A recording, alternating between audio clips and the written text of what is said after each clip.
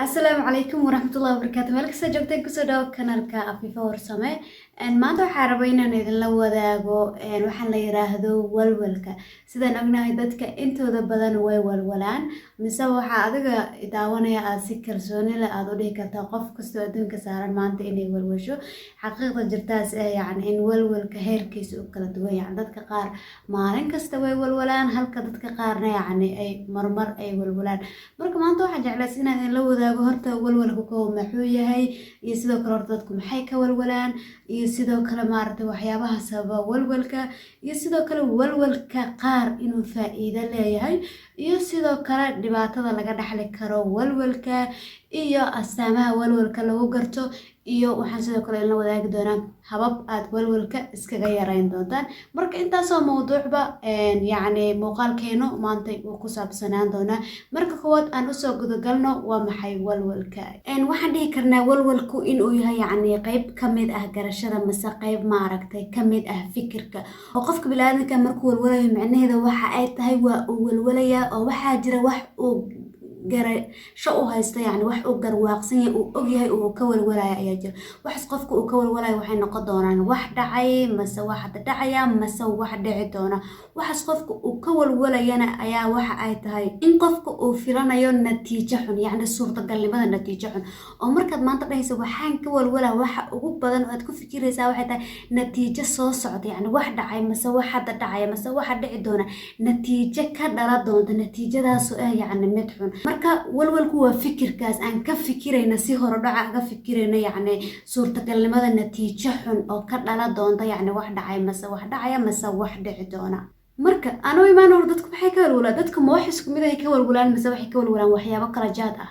waxyaabahan ogaadaa waxay tahay baaris dheer kadib mise markaan isku day wax badan walwalka ku saabsan inaan aqriyo in dadku ay badankooda yani walwalka dadka uu ku salaysan yahay afar waxyaabood oo afartaas haddaadan maanta mid ka walwalayn berri midaad ka walwalaysaa haddaad saaxiibka maantay uusan mid ka walwalayn mid ayuu ka walwalay yani afartaas waxyaabood ayaan waxaan isku day inaan kusoo koobo waxyaabaha dadku ay ka walwalaan. midda koowaad ayaa waxay tahay inta badan dadku waxay ka walwalaan qiimeynta bulshada oo markaan maanta ficil sameyn waxaan ka walwalaynaa bulshada sida u qiimeyn lahayd oo wax kasta walwalada ugu badan ee aan sameyno wax ay ku salaysan tahay bulshada maxay naga dhihi doontaa bulshada siday arrinkan u arki doontaa bulshada siday aga falceli doontaa yani bulshada markaan ku dhahayo asxaabtaada ka mid noqon karto waxaa ka mid noqon karo qoyskaada ka mid noqon karo yani waxaa ka mid noqon karo qof kasta oo aad xiriir la leedahay qof kasta oo aad dhaqan wadaagtaan qof kasta oo aad aaminaad wadaagtaan qof kasta oo aad caado wadaagtaan qof kasta oo yani aad si uun iskula xiriirtaan ayaa bulshada ka mid noqon karta. marka waxa ugu badan oo aan ka walwala waxay tahay haddaan waxaas sameeyo talow maxay dhihi doonaan iyo hadday waxaas ogaadaan talow maxay dhihi doonaan yani waxyaabo badan noocaas oo walwalka ugu badan wuxuu maanta ku salaysan oo dadku ay walwalaan yani qiimeynta ay bulshada ka heli doonaan bulshada sida uga soo falceli doonto iyo waxa bulshada ay dhihi doonto. mid labaad oo ay dadku ka walwalaana waxay tahay waxbarashada mise dugsiyeynta oo qofka markii waxbarasho uu dhiganayo wuxuu ka walwala imtixaan uu ka walwala wuxuu ka walwala iskuulka markii la tago xeerarka haddii uu jabsho dhibka uu kala kulmi doono wuxuu ka walwala yani markii iskuulka uu dhameeyo waxa uu sameyn doono shaqada xirfadiisa ku aadan oo qaba doonto oo tan waxaan ku saleynaynaa in dadka badankooda ay ka walwalaan waxbarashada iskuulka asxaabta iskuulka sidoo kale ay ka walwalaan xirfada ay bartaan ay ka walwalaan qaabka ay u shaqeyn doonaan qaabka ay shaqo ku heli doonaan taasoo ku salaysan wixii ay barteen. midda saddexaad oo ay dadku ka walwalaana waxay tahay amnigaas wuxuu noqon doonaa in aad hesho si jir ahaaneed inaan lagu soo weerarin inaad hesho dhaqaale oo haddaadan dhaqaale haysan yani amni ma dareemaysa qalqalaad dareemaysa sababtoo waxaad aaminsantahay maalin inaa gaajo u dhiman doonta ayaad aaminsantahay. sidoo kale qofka bini'aadanka yani waxa uu ka walwalaa meesha uu seexado intaas oo dhan yani waxay isku hoos tagtaa amniguna qofku wuxuu ku helaa inuu helo baahiyihiisa asaasiga waxuu xirto waxuu gashto waxuu maaragtay maxaan ku yiraahdaa uu cuno yani dad u dhow yani dhan walba haddayna inuu qofka amni jireed amni maskaxeed inuu qofku dareemo yani amnigaas jireed mase maskaxeed waxay maaragtay uu ka heli karaa inuu helo cunto ku filan dhaqaale ku filan waxyaabahaas oo dhan inuu helo. sidoo kale qaybta ugu dambeyd waa qaybta asaasiga oo inta badan dadku way ka walwalaan waxaa kamid ah dhimashada kamid ah oo dadku dhimashada way ka walwalaan sidoo kale waxaa kamid ah dadku inay diidmada ay dadka kala kulmayaan ay ka walwalaan iyo sidoo kale guuldarada oo inta badankeena waxa aan ka walwalnaa waxayba tahaba oo dadka qaarna ay ka walwalaan dhimashada, inay diidmo bulshada kala kulmaan, inay dad wax codsadaan laga diido, inay guuldareysaan. Marka afartaas waxyaabood waa waxyaabaha ay sida guud maaragtay dadku ay uga walwalaan mise walwalka dadku uu inta badan ku salaysan yahay. Marka usoo gudubna qayb saddexaad oo yacni sababaha walwalka, yacni walwalka maxaa sababa? walwalka sababihiisa waxay ku xiran tahay qofka, yacni walwalka markaas qofkaas haya qaabka uu ku imaado ay ku xiran tahay. inta badanna waxaa jira yacni cunsuro mase canaasir yacni ka qayb qaadata qofku inuu noqdo qof walwal badan, mase qofka inuu mararka qaar walwala canaasir ka qayb qaadataa jira. waxaa ka mid noqon kara hiddaha, oo haddii aabaha uu ahaa qof iska walwalo maaragta wax kasta ka walwala, adigana taas way kugu saameynaysa oo qof walwal badana noqonaysa. sidoo kale waxyaabaha qofka walwalka u sababi karaa waxa ay tahay yacni waaye aragnimada, oo waaye aragnimo caruurnimo. qofku marka uu waxaan khibrad kusoo yeesho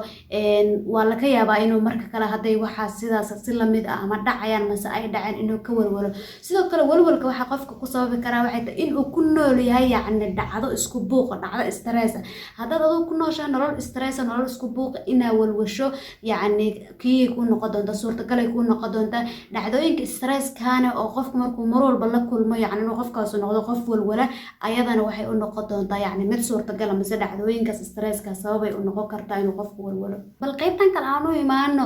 oo aan ku fiirinayno yacni walwalka inuu mararka qaar uu yahay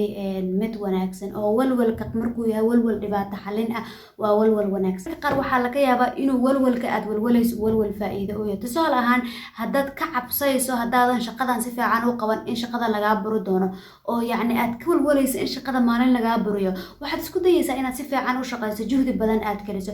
haddaad sidoo kale aad ka baqayso inaad imtixaanka ku dhici doonto, aad ka baqayso inay maadadan u tiro badan tahay oo walwalkaas uu ka hayo, waxaad isku dayaysaa inaad isla maantaba mase maadadaas maaragtay intaan la gaarin xilligii maaragtay loogu talagalay imtixaankeeda inaad diiradda saarto, inaad si fiican u akhriso. sidoo kale walwalka qaar waxa uu ku xasuusinayaa inaa xal jiro, oo marka aad isleedahay ama waxaas u dhacan ama waxaas u halaabaan, xal ayaad raadinaysaa, waxaad isku dayaysaa inaad wax wanaajiso.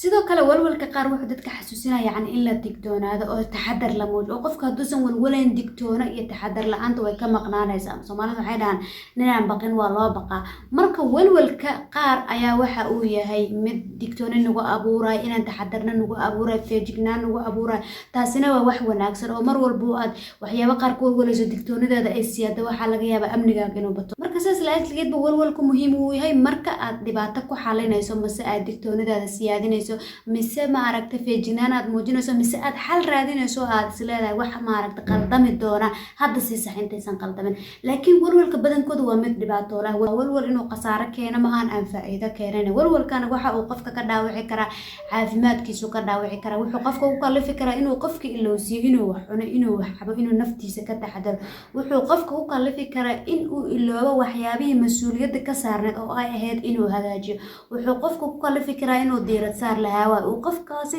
wax cusub uu baran waayo, wax cusubna uu dhagaysan waayo, qofna uu wax ka maqli waayo. yacni walwalkan waa walwalka qofka kasii dhumiya, yacni taxadarka ka dhumiya. waa walwal maaragtay qofka marka u dambeysa meel xun gaarsiiya. in walwalkan markuu heerkaas gaarana inuu wax qaldan maahana wax masaxayo, oo markaad ka walwalayso wax aan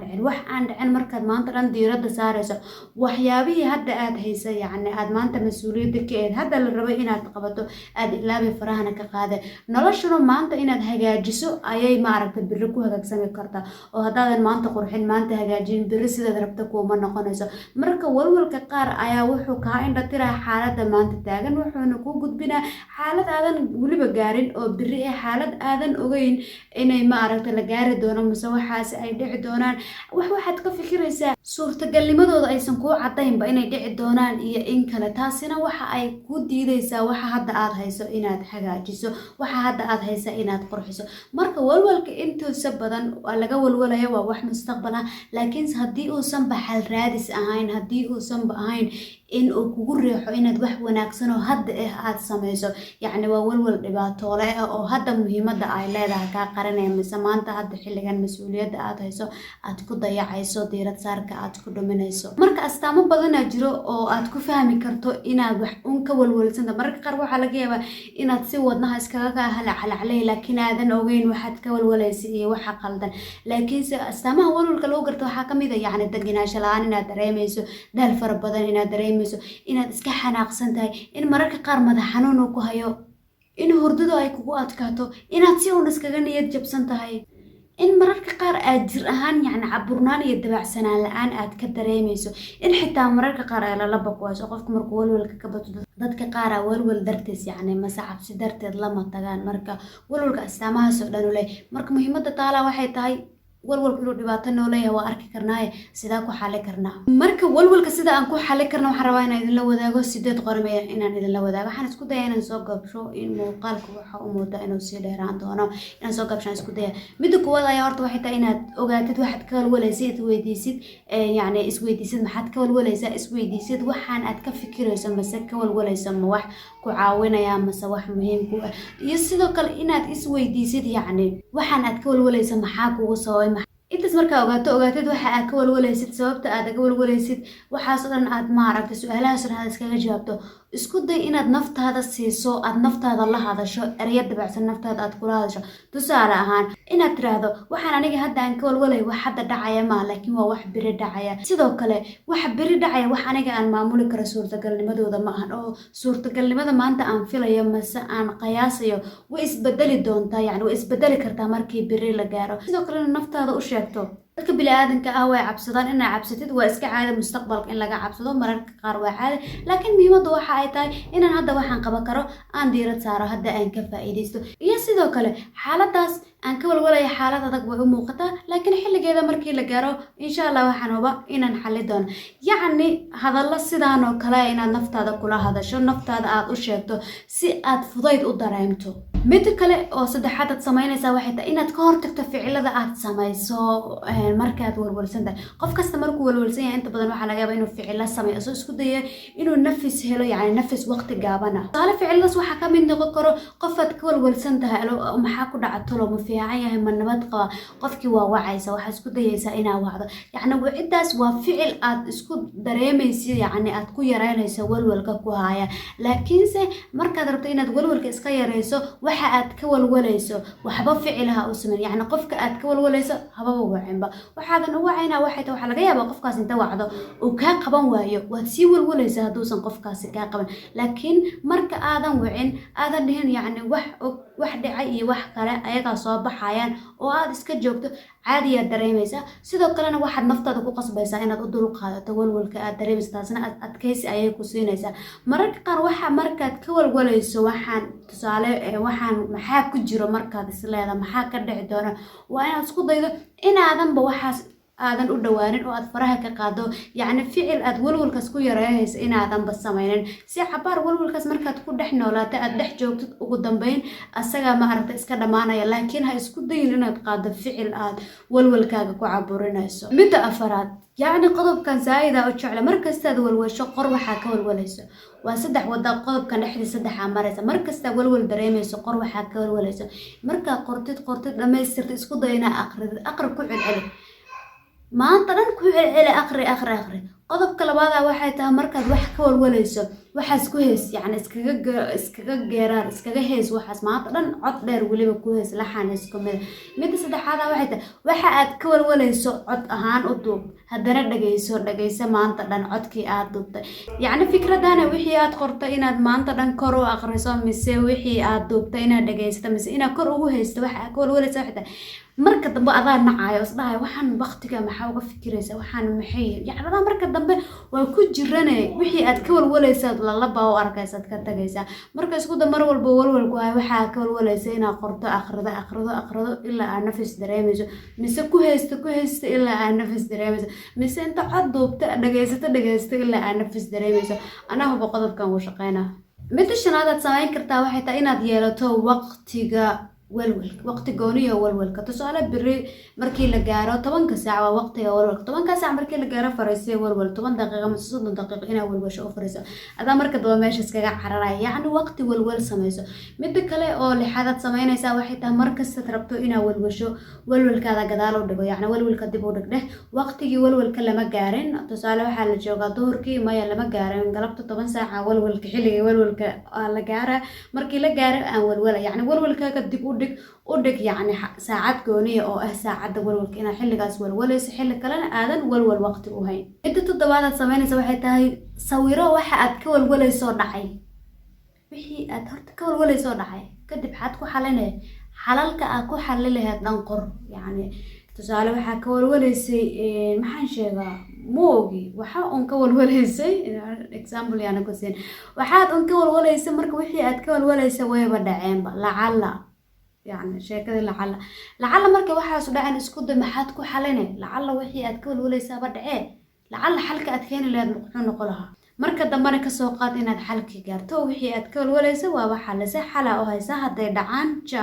kan iyo kan aad ku xalinay bis xagga ku akay midda sideed ugu dambeeyda waxay tahay hurdo fiican qaado markastoo walwal dareentid iska seexo jiifka yacni maskaxda intay soo jeedo wax kasta ka walwalay wax kasta ka fikira laakiin isku day inaad seexato si aad maskaxda u damiso si maarta buuqa iskaga kala yareyso qofka bilaadanka markuu hurdo fiican qaadana maskaxdiisa buuq deemee walwal deemee mala awaal deemee qayaali deemee isku day firaaqada aad haysato marka aad firaaqa haysato inaad ku seexato maskaxdaada buuqa aad ka damiso mise aad ka kala yareyso marka intaasoo mawduuc waxay ahaayeen mawduucyadii aan jeclaysta maanta inaan idinla wadaago waa rajaynaa inay waxtar kuu noqon doonaan inta aad muuqaalkan daawanaysaan ha ilaawin inaad buuggaaga ama waraaqdaada iyo qalinkaaga aad haysato waad ku mahadsan tahay daawashada muuqaalka. Asalaamu calaykum waraxmatullahi wabarakaatu.